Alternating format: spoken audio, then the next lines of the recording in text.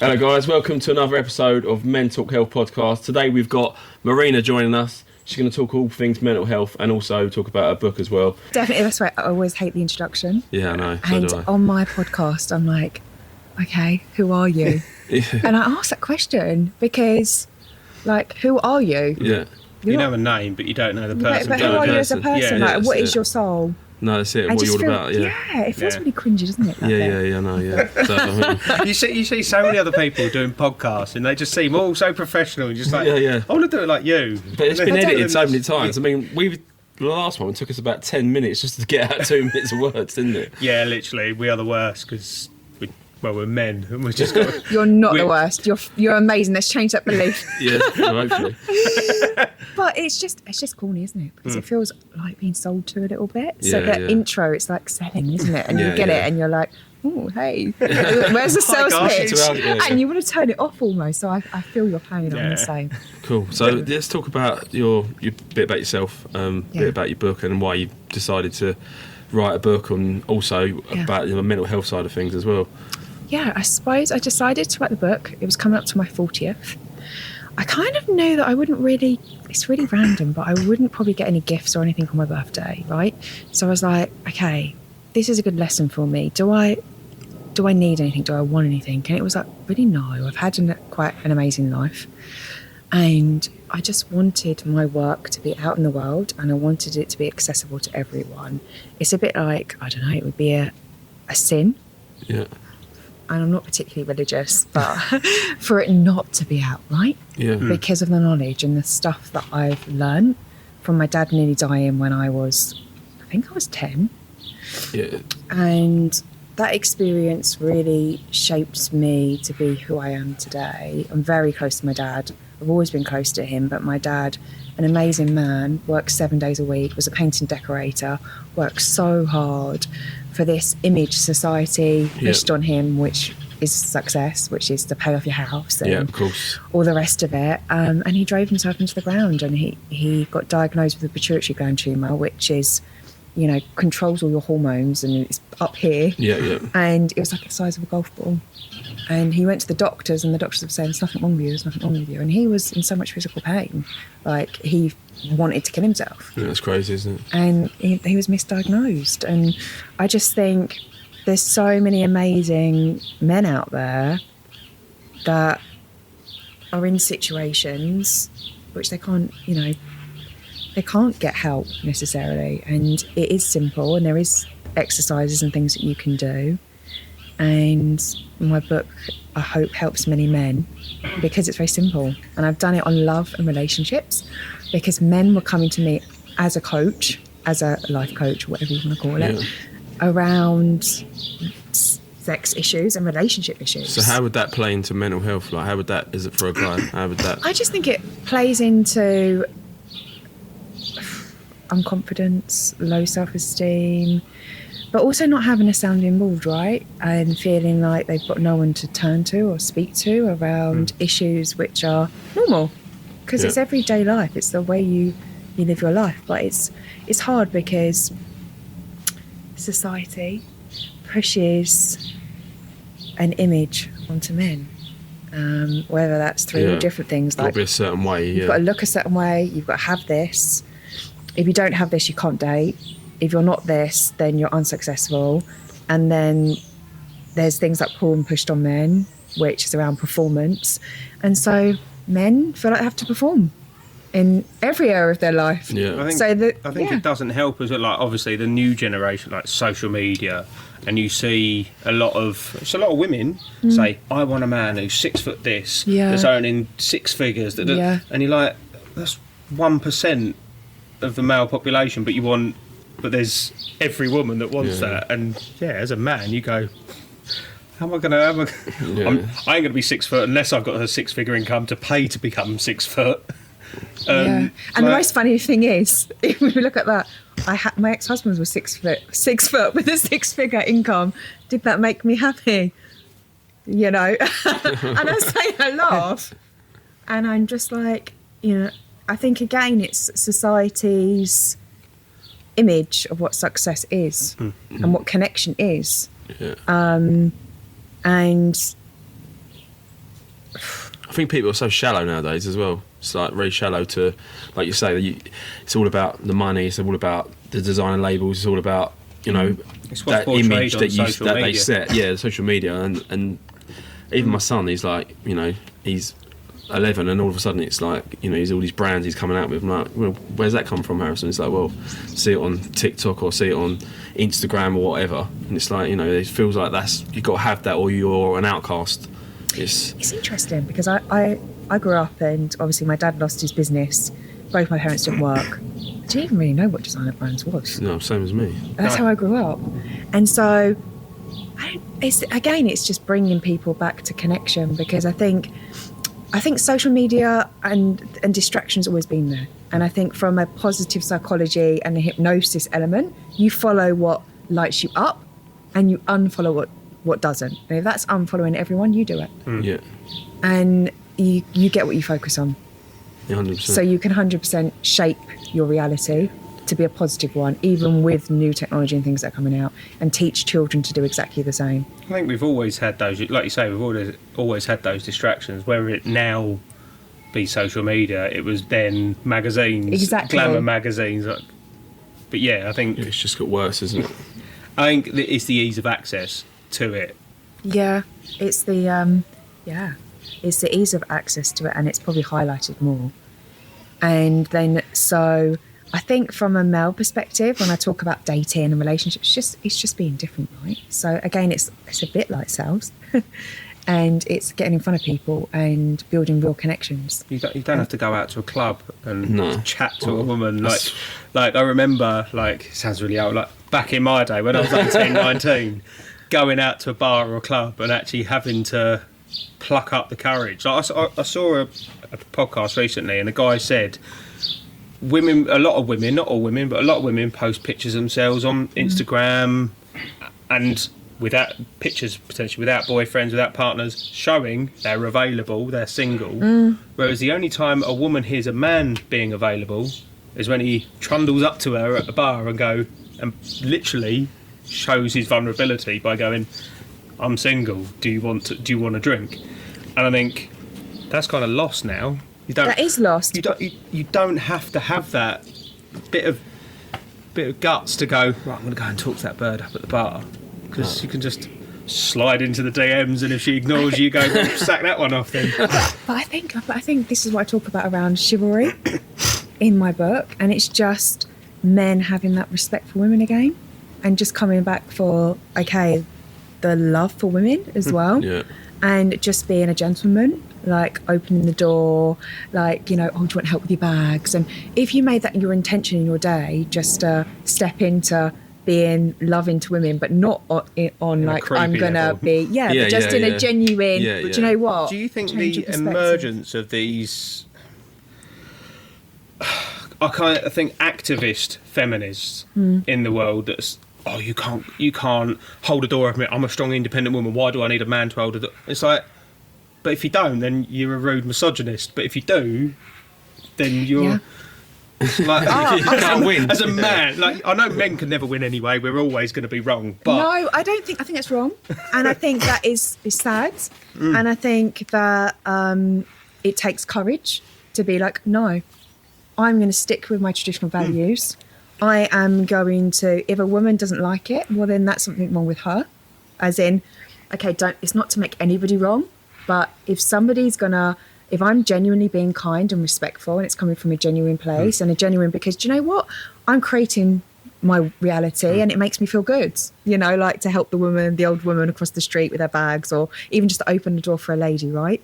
And if that makes you feel good, if someone else receives that in a bad way, then that's their reality and that's about them. It's like when somebody's rude to you for no reason, you're like, okay, nice, bye. Or if it's road rage, you're like, sorry, I'm just not very good at driving. I know, can someone park my car for me? But I'm happy to go, like, it's okay. Like, you know, and I think, again, I agree. I think it's a shame that some feminists have swung so far the other way. It's very militant. They become toxic and shut down men's voices. Yeah.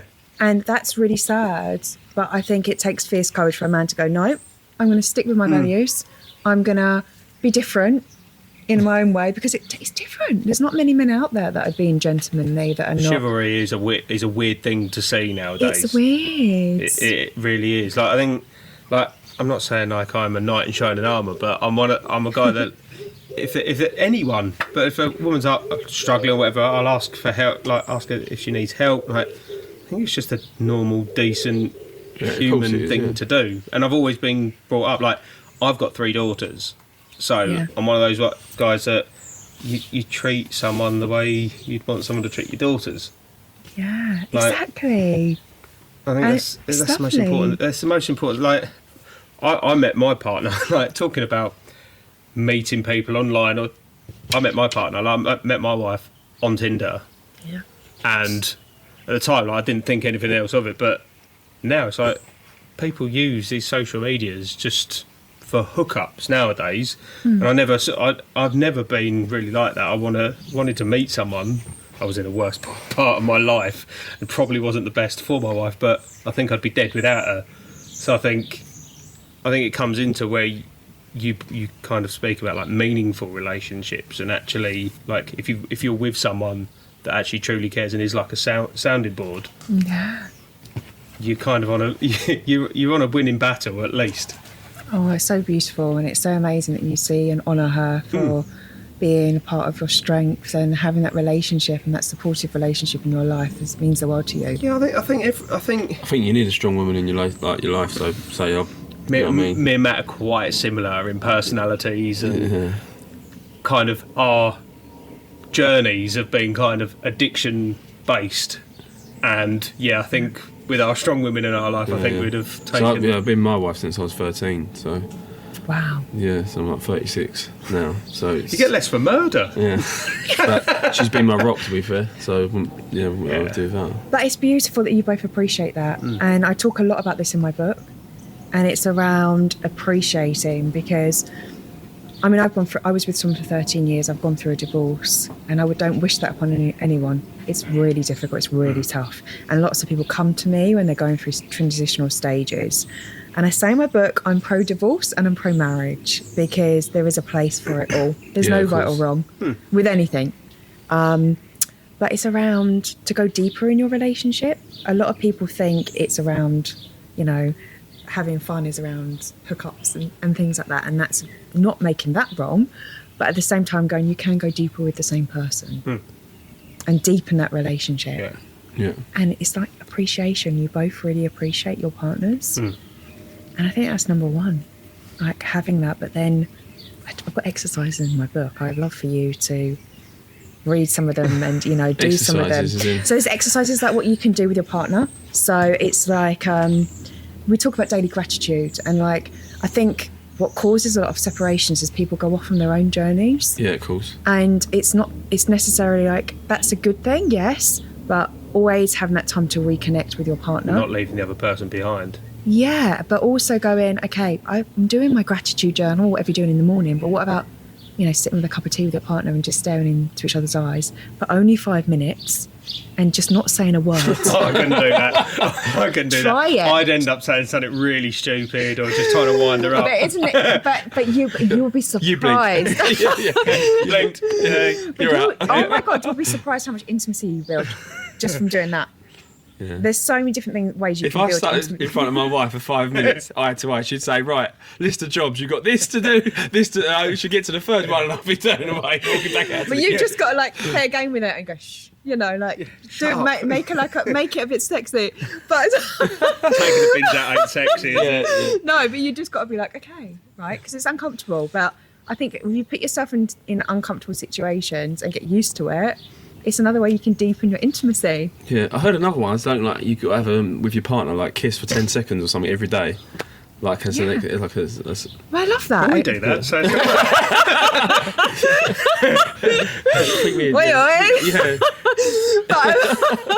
you don't get this chemistry on camera for nothing. I think there is.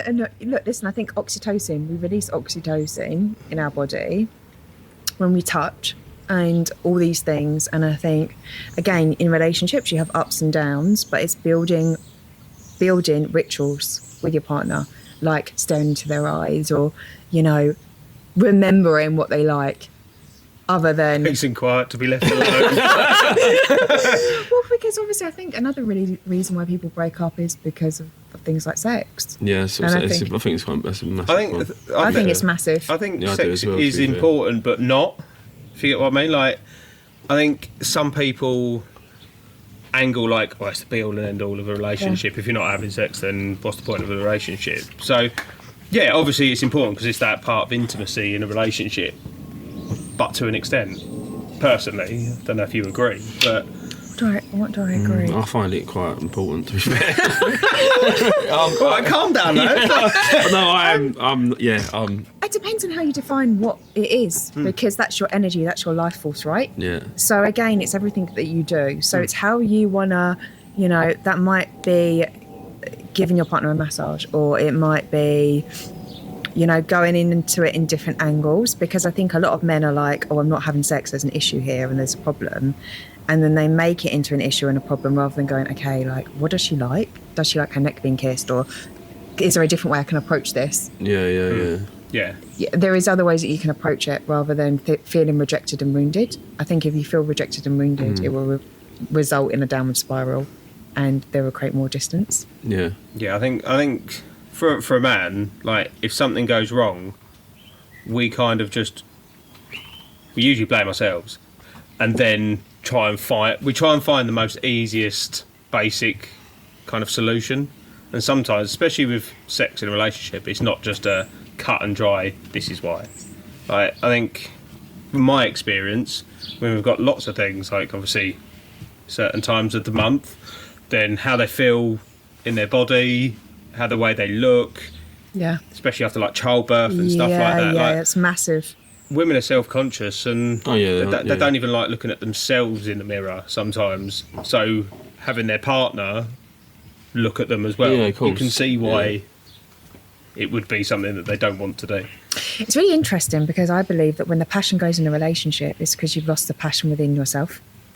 So number one, the most important thing you should do is find the passion again. So what do you love doing? What lights you up? What turns you on? Other than the other person. Because if you get that lights you up, but that's one thing you can keep falling in love with again. Is that excitement. So like you're doing your podcast. And I also think that if a woman controls a man totally, she'll never respect them. And if she doesn't respect them, she won't want to have sex with them. Yeah. So again, it's keeping that, doing what you love, doing what turns you on as a man, and never letting that go, because your partner will always find that attractive. And then switching it back on your partner, I suppose. And if you're saying your partner doesn't feel very good, it's probably ways that I suppose you can create that, right? As in, I don't know, something like the unexpected, like a kiss on the neck when she's washing up saying, oh, you're so beautiful, or it's not... We did that. Set of standards. But it's them types of things. I think the little things, and remembering what them little things that turn her on. I think, again, men get in the doing mode, don't they? So I need to do this. Like a guy would be like, oh, I don't know what's wrong with her. I've done the dishes, I've done what she wanted. It then becomes into credits for sex. That's the doing. Yeah. That's not the being. That's not like, hey, sit down. What's going on? Because as you said, women are complicated because of their cycle, because of all different things. Yeah, always get no, just because they're complicated. That's But it's with men, right? So we all are. So sometimes it's just tuning in, like an emotional connection. Yeah. But not saying anything. She'll say it to me sometimes. If I've spent the whole day and totally ignored her all day, been down the gym, spent no time with her, and then I'm like, I expect to like have sex or whatever, she'll say to me, well, no, you've not spent no time with me, you've not, do you know what I mean? No chance. Not just because you want that, you need to sort of like, that just sounds like, I'm sorry, Jen. She's going to watch his back, it's just going, no, I don't mean like that. What I mean but is you need to, right. you can't just... It's a connection. Exactly. You have to have the chemistry and you got to have the connection and sort of... It's if you do the housework. Yeah, but things like that, it's, again, like men think it's the doing, but that's how men are kind of built. So it's like, I've got to do this and I've got to do that, and there's the tick, it becomes like a tick list. And then a woman becomes part of the tick list. So I've ticked that one off. And it's like, you feel that, it's not connection. Yeah. So it's like dropping into it and going, okay, how can we experience something different? Or like they're not saying anything, let me just look in your eyes. Like I just want to connect to you. Yeah, like I say, you got to keep things like alive. You know what I mean? Like, so I've been with my wife since I was 13. So like that's a long time. So you got to try everything, ain't you? Throw everything at it. Do you know what I mean? Do you know what I mean? There's so much. Yes. I think it's about going deeper. So again, I think if people don't go deeper with their emotions, so if you can't cry or you can't be angry with your partner, then you can't go into a deeper relationship. So there's an element of being able to cry together and make that beautiful, and kiss the person's tears away, or there's other things that you can do that are kind of healing, like sound healing and breath work and like all this stuff that like you can do by yourself to help your mental state. You can do that with your partner, but in a romantic way as well. Yeah, and obviously keep things exciting. Not just sitting in a dark room panting at each other. But you might, because have you done facilitated breath work where they hold your body in different areas and then you breathe? Oh my God. I mean, I've done it, but not as in a relationship. But this is stuff you can do with your partner. This is different ways that you can connect and heal. She's written a Bible. That's what she's done. A men's Bible. Yeah. Do this and you're on a winner. Yeah, honestly, By the way, it's all in the book. myself earlier, so. It's all in the book. But this is the way I just think, like... We'll be revising tonight. So, ready for tomorrow. So let me just hold your stomach while you breathe. Yeah, he's going to be walking upstairs with a candle. Candle in one hand, book in the other. Like that. Right, what have I got to do next? Step 3. Yeah. Speak Italian. Francesco. Just bringing an Italian to just stand behind and talk Italian for me. Yeah, that'd be fun. I like that. Yeah, it's good. No, it's mental. Oh dear. But I think in a relationship, I think you have to have that emotional connection, like a deep emotional connection. I think, and then it ties in with a man's mental health. I think definitely. Yeah. I think because women are very good at expressing how they feel, whether you like it or not. To be fair, but they'll you have a group of girls and they'll all sit around. They're like, "How are you?" "Well, I feel like this," and they'll all go in and they'll all talk and they'll all just listen. I think with men we don't. If when my wife comes to me and goes, "I've got this problem," my initial thinking is, how do I fix it? Yeah. How do I fix it? How do I make her better? How do I stop her crying? How do I make it better for her? And she don't want that. She doesn't just go, "Shut up!" Like I'm just telling you. She wants to vent. I just want to vent. I love it though, and I love that awareness because I think men need to hear that. It's not about fixing; it's about just being. Which is that conflicting thing with men, because men are fixers. But that's what we do. We just if my wife's upset, it's usually who do I have to hurt to make you feel better? Who do I have to go and beat up? Who do I have to? What do I have to do? And sometimes I just have to fight and just go. My wife normally comes alive like in the evening when you're just about to go to sleep. And you're just about like pitch black in the room, like, and then all of a sudden you just drop it off and she just starts spouting off and starts talking to me about like all of the problems under the sun. I'm like, couldn't you just say that to me half an hour ago when we was downstairs? Like, not now. Yeah. So she must feel safe then, and it's like, again, it's having agreements, right? So you might just, we're having a counselling session. You might, yeah. But you might have agreement to her, just say like, before I go to sleep, I find that really difficult because I can't sleep. And if that's true, but it's again speaking your truth and say, could we maybe like have that, because I want to be able just to be there, to listen to you. I want to get it out of the way. Yeah, because you might find it hard to go to sleep, right, if you're having all that and then your energy. mind starts ticking over. Next thing you know, you're laying there thinking, what have I got to do to fix it? Yeah, but it's again, I think a big weight was come off my shoulders when I done my coaching was around, you don't have to fix anyone. And it's the being, right? So when you process coach, it's not about the story. Yeah. It's about just being with someone. And it's like, well, what are your tears saying? And just really tuning in. Because if you just sit there and don't say nothing, it's a bit like, oh my God, are they actually connected to me? To the brick wall, isn't it? But you want something back, like as a woman when you're talking. But it's almost like, and you could even ask, like, what do you need from me? Like, Other than they might say a cuddle or yeah. I might, but it's it's a lead in for then you to build more connection, and not feel like you have to do something to fix. Yeah.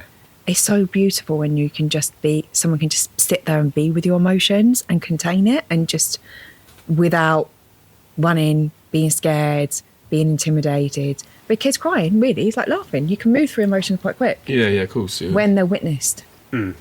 Yeah, I think showing and being able to show an emotion, like all your emotions in front of your partner, is, I think, one of the most important things. Like, trust me, Sophie has seen a lot of anger from me. She don't need any more anger out of me. Like, through my addiction and my mental health journey, like, I was a very angry person, only because I was angry at myself. Very true. I was never angry at anyone else. Like, I was angry at them for pointing out what was wrong with me, and so it was kind of third party kind of anger. But yeah, I think to be able to, more often than not, to be able to cry in front of your partner and show weakness, as they say, is an important thing. No, I don't think it's a weakness. No, it's not. It's not a weakness, but you feel weak at that point. Yeah. You feel like at one of your lowest points. Yeah, I'm pretty emotional, to be fair. If I've got something, I'll say it. You know what I mean? There's no point in holding it in. You just got to let it out. No, like I've for a long time I did, only because I put on a front. I wore a mask. I was always that kind of Jack the lad. Like, nothing ever bothered me, and it did, and that's why I turned to drugs. So now I'm off the back of it. It's easier just to cry. It's easier just to cry sometimes, and it is like. Yeah, like even losing my dog recently, like that hurt. That really, really, like it hurt more than any relative I've ever lost.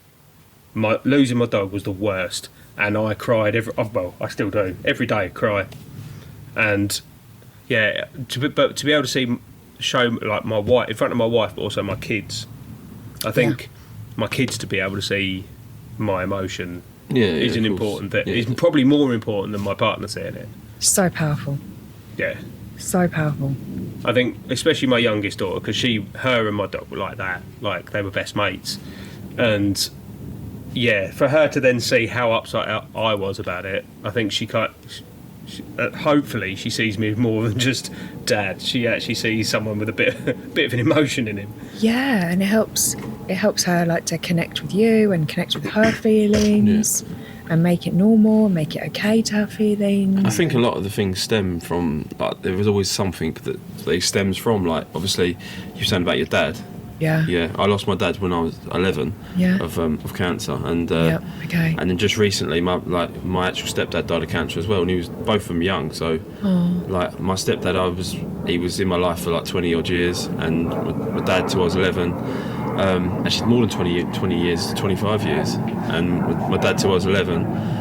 But I think when I lost my dad, that's sort of, it always played on my mind, in the back of my mind, like I miss my dad, you know, as growing up. And then as I got older, I was using food as a comfort eat. Yeah. So I wasn't addicted like as Ed was, but it was still an addiction to food and alcohol. So yeah. So I was using drink and food to comfort, and it got to the stage where I was drinking a bottle of rum a day and literally eating like 3 or 4 takeaways every day. So there's always an underlying reason why you know, the drink was, you know, just masking everything. Yeah. I couldn't really come to terms with. I still struggle now, like thinking about. Yes, but I start to talk about it more now, so it's more easy to deal with. Like you say, problem shared is a problem halved, and like speaking to your loved ones, your friends, and like, I'm in the car or whatever, I'll just ring up sometimes, speak to you, and I'll just come ring you up random times. It's nice. Literally, we do like there. I know around about 5:05, I'm like, oh, Matt's on his drive home, because literally I'll get a phone call, and it literally until he gets, then he sacks me off. As soon as he gets to where he's going, he's like, oh, I'm bored now, go, done. I'm at the gym now, bye. Cheers, thanks. Used me. I think it's lovely. It's so lovely you've got one another, and you can have that type of relationship. And I think you're right, you know. And I think at the same time, the way that you move through all of this, and is to love it all, right? So what I found when I worked with people is that if you make any part of you wrong, any of your journey even wrong, it persists, and it persists in a different way until you go, I love that part of me. I love the part of me that self-destructed, or I love the part of me that I was doing the best I could. And that might have been alcohol. I mean, I remember when I went out, when I was in my teens every night of the week drinking. Yeah. I was doing the best I could. I had nobody to sit with me with my emotions. I had nobody to sit down and help me. And that was the best I could do at that time. And then we learn and we move through it and we go, okay, now I've got a different way, and it's okay. And but I was selfish, like, because obviously I had my son and my daughter, my son first, and then so my wife would be like, I literally was so shit, to be honest, with my son. I would look back at it now and regret it. I was terrible. She'd let her do everything. I wouldn't be interested in doing nothing and just drinking and living like I was single, basically. I'd have loads of friends over.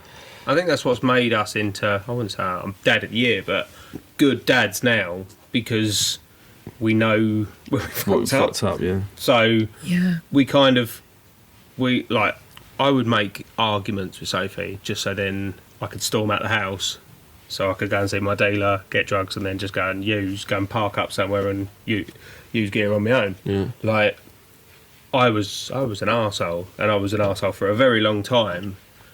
Yeah. And she deserves a medal just for sticking around, to be fair. Yeah. But I now realise I have the best relationship, especially with my youngest. Like, she's always around me. Like, she'll watch the football with me. We have sleepovers on the sofa every Friday night.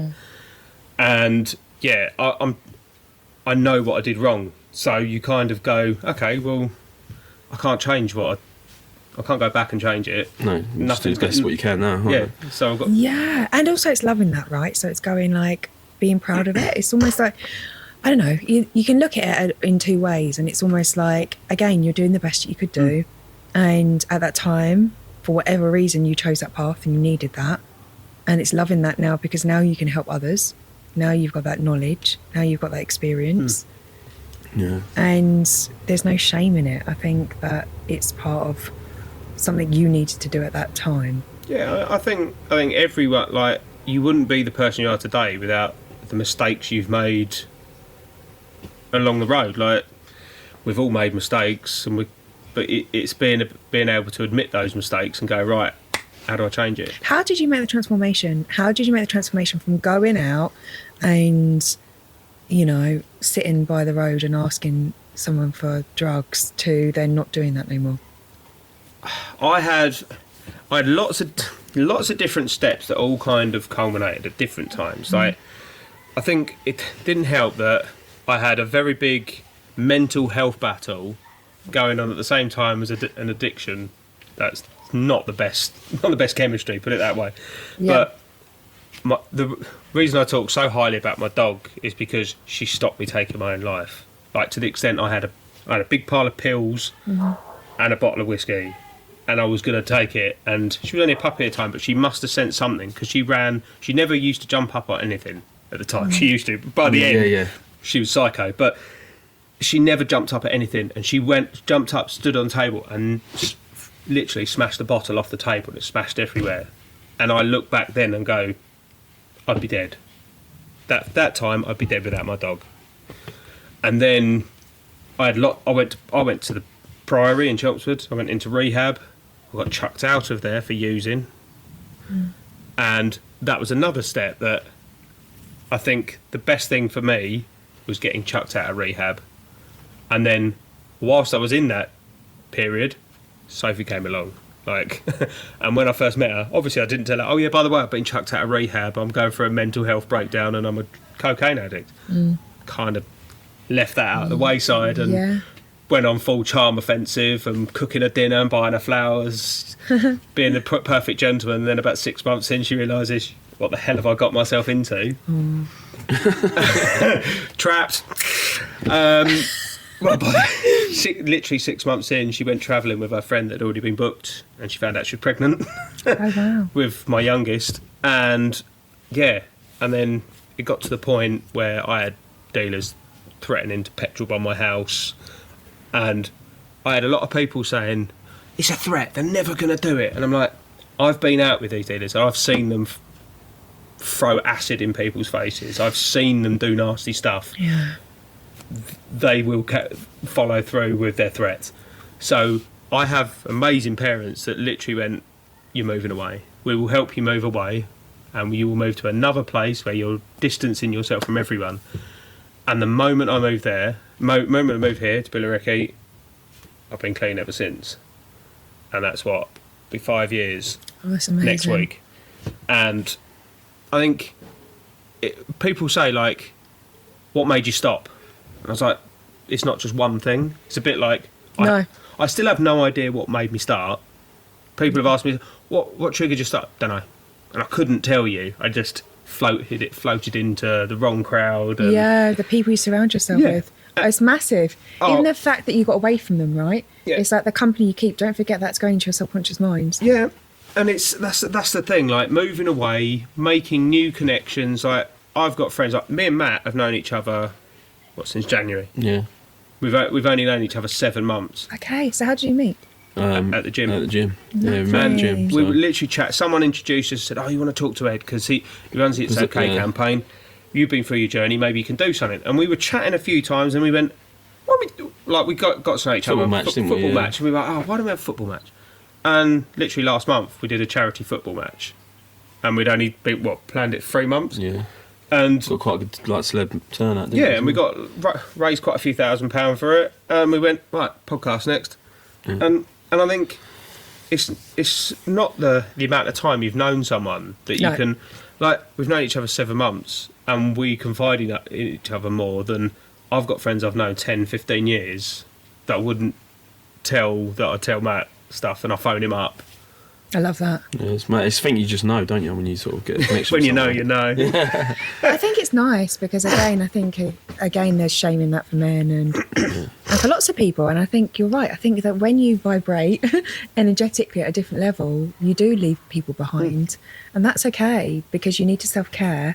Yeah. And, you need to be around people who understand you, that want to see you do well, that want to build with you, that want to, you're doing these entrepreneurial things together, that want to give back. You're using what you've gone through to serve others and go, look, I can do it, you can do it. Yeah. And by talking about things, you take away the shame and go, well, actually, it's something that I ended up doing.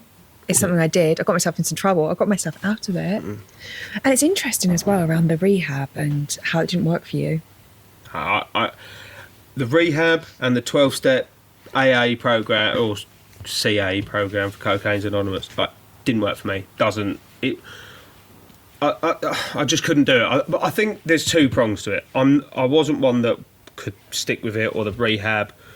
And it's not that I couldn't have people telling me what to do because Yeah, I know. There's a wish. There's a sign. It's not that, like, when I was at rehab, like, it's not about people not being able to do as I'm told. Like, I'm ex-military. Like, I've been told what to do and just done it whether I like it or not. But I think more of it is I wasn't ready. I literally wasn't ready to get clean. I wasn't ready to be a different person. And I think we all and I can't tell you the actual trigger point, and Matt will probably be the same. Like, you just got to a point where this needs to change, and it needs to change. Yeah, mine was obviously my son, but my son come home from school and asked me if I was going to die. So that's what my trigger point was. So he was 7 and he come home and said, "Daddy, you're going to die," because he see me just necking a bottle of rum every night and eating like 3 or 4 takeaways and just I was at 27.5 stone at my heaviest. And he just saw me and he was just obviously, and I think him saying that triggered me losing my dad at 11. I thought, I don't want to. I literally was like, the next day it was like a light switch. I literally just stopped drinking like that and went to the gym and changed everything and just literally dropped everything. And that's really courageous, guys. I mean, I think, and I think it's true. It's about your own timeline. It's about getting ready when you're ready. And I think, but also it's your subconscious, right? So I think what you focus on, you get more of. So if you focus on, do you know what, like, there's an issue with me, and you keep going over the issue and the issue and the issue, or trying to dig for the issue, I think that strengthens that neuro pathway. But if you concentrate on, like, hey, you know what, I'm strong, I've got resilience, keep positive. and then you're like surrounding with that, and you've got purpose, and you're doing something, then that's going to propel you. And I think as humans, we want freedom in relationships as well.